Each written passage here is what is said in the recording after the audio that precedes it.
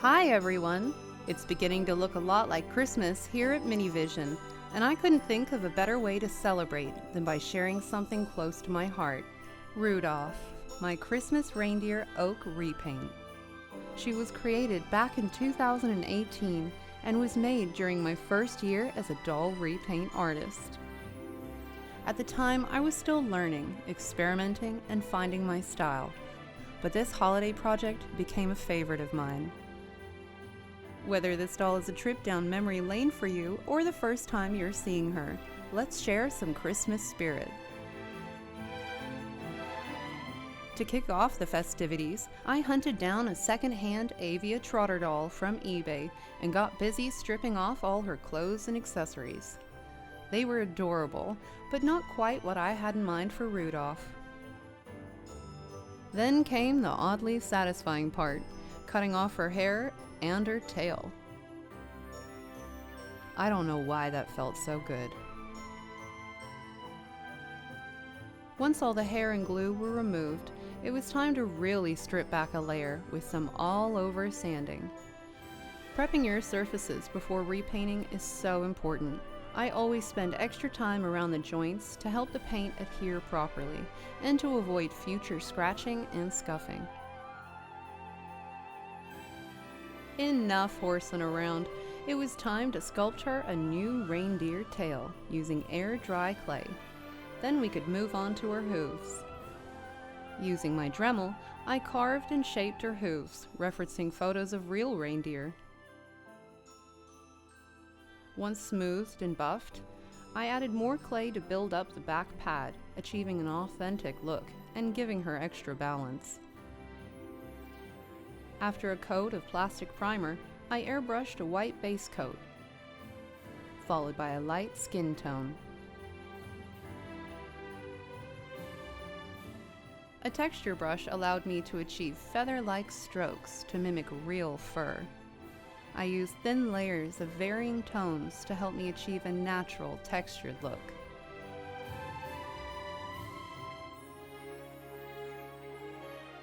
I softened the paint with my Rembrandt chalk pastels to create a fluffy and delicate finish. Next came her outfit. I used luxurious Christmas fabric to make her jacket. Unfortunately, most of my sewing footage was lost, which breaks my heart. I might need to create another Avea Trotter doll just to remake it, but I wouldn't know what to make. If you have any great ideas, let me know down in the comments. I did manage to capture some of the Christmas fashion magic, creating an underbelly strap for her jacket by sewing these adorable miniature sleigh bells to some ribbon. They even jingled.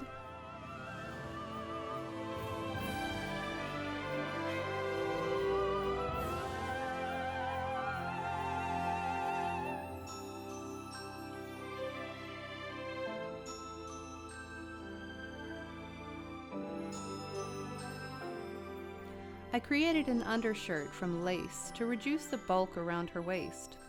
That rhymes. After a quick sewing stitch, I added a ribbon belt and matching gloves to complete the look.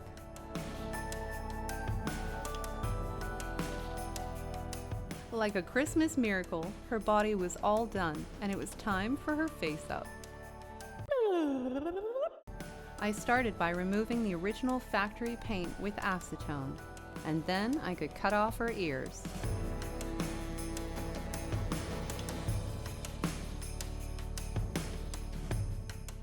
I repositioned them, using superglue to temporarily hold them in place while I worked on her antlers. Using wire and pliers, another rhyme, I created armatures for the antlers. Then I could cover them with Apoxie Sculpt and shape them, honoring natural symmetry.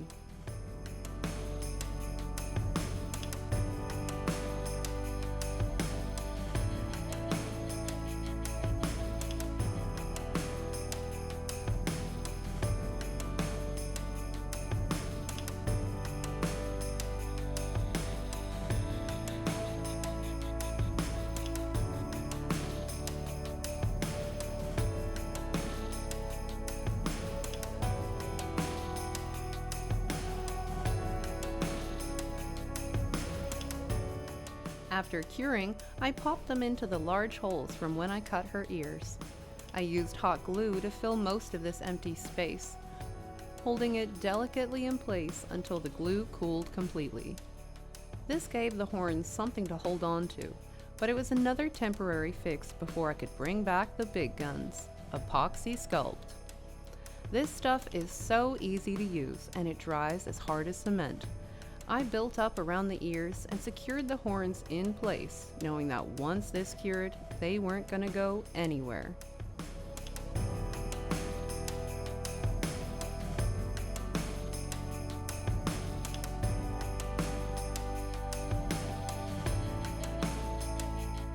For an even surface, I airbrushed a base coat of white paint, followed by a skin tone to match her body.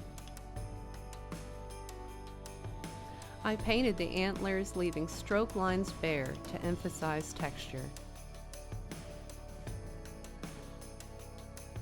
I also had a lot of fun playing with shading. With all the base work done, it was time for the actual face-up.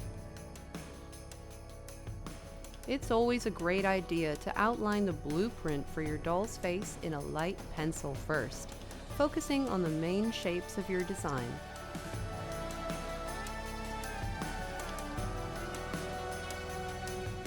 I loved creating her sweet face, and I feel she really challenged me to take my skills up a notch, from feathered brows to attempting a waterline under her eyes.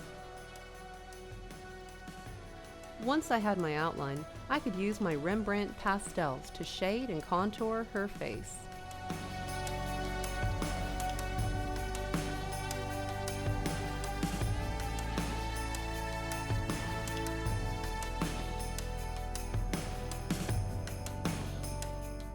Returning with my watercolor pencils, I could refine her face and bring out her big, beautiful eyes.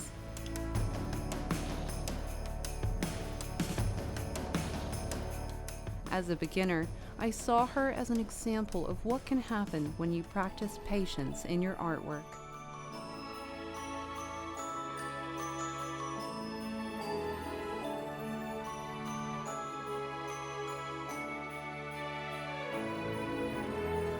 Freckles were created using an eraser to lighten spots on her cheeks, and were highlighted with pencil. Adding highlights is a favorite part for so many of us, me included. It just seems to bring the dolls to life.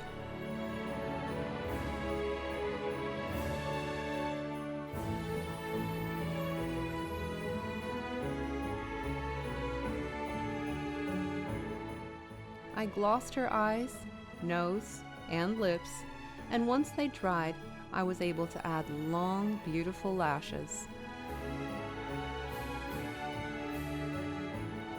To create her hair, I experimented with synthetic hair that I ordered online.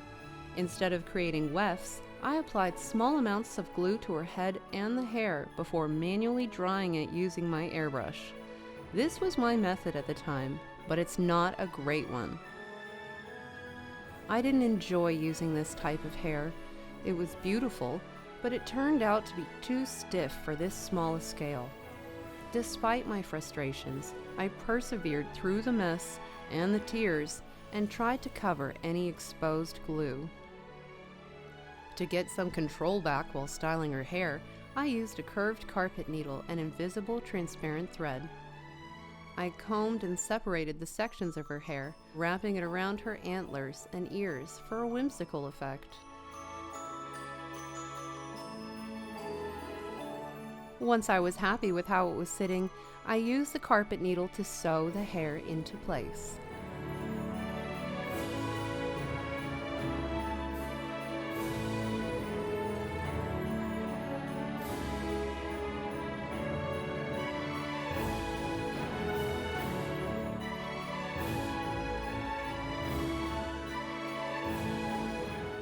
With the basic styling done, I could start trimming and thinning out her hair just a little.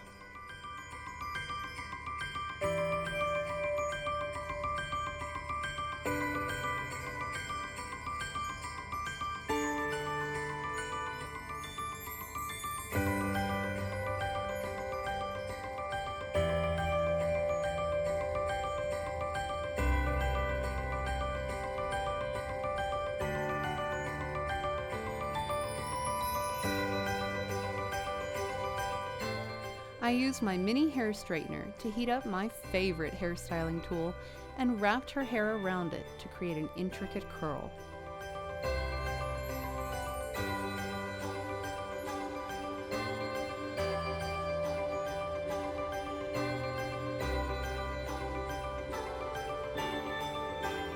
After adding some final accessories into her hair, such as more sleigh bells, bows, and ribbon, I couldn't contain my excitement anymore, and I just had to put her together.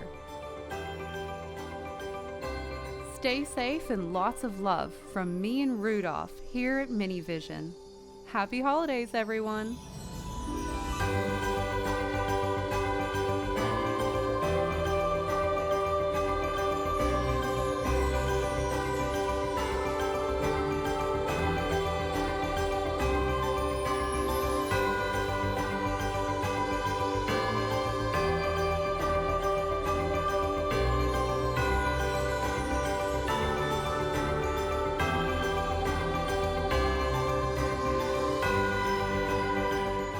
Thanks for watching. If you enjoyed this video, don't forget to like, share, and subscribe to this channel to show your support. See you next time!